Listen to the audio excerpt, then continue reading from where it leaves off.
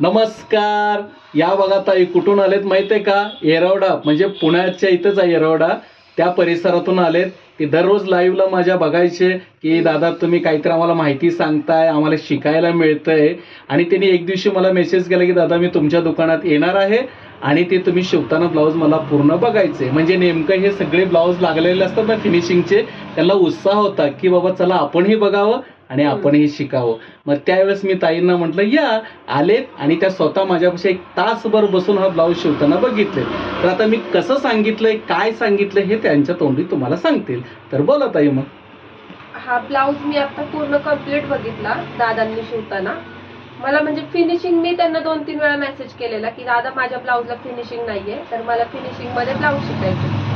तर मला आज दादांनी मी 2-3 वेळा मेसेज टाकले, लगेच त्यांनी मला म्हटले की या म्हणून मी दाखवतो. मग आज मी आले वेळ काढून आणि ब्लाऊजला कंबरपट्टी लावण्यापासून हुकलूक पट्टी कशी जोडायची, ब्लाऊजला कटोरीला टक्स कसा घ्यायचा, म्हणजे मी आता गेली एक 10 ते 15 वर्ष झाले ब्लाऊज शिवते.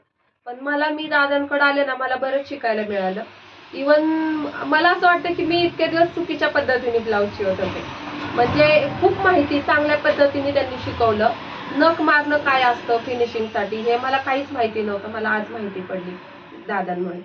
आणि थँक्यू दादा, तुम्ही मला एक नाही का तुमची बहीण असल्यासारखं एक खूप छान पद्धतीने समजावलं ना, त्याच्यामुळे मी तुमची आभारी आहे.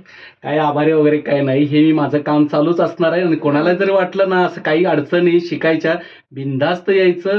त्याला मी वेळ द्यायला तयार आहे. छान वाटलं तुम्ही पण आलात आणि तेवढं बघितलात खरंच कुठे तर. थँक्यू. आणि मला मनापासून दादांनी ब्लाऊज शिकवलेला आहे. शिकवायचं म्हणून शिकवलं नाही, मनापासून. प्रत्येक शिलाई मारताना मला सांगत होते लक्ष द्या, व्यवस्थित बघा. थँक्यू. ठीक आहे, धन्यवाद.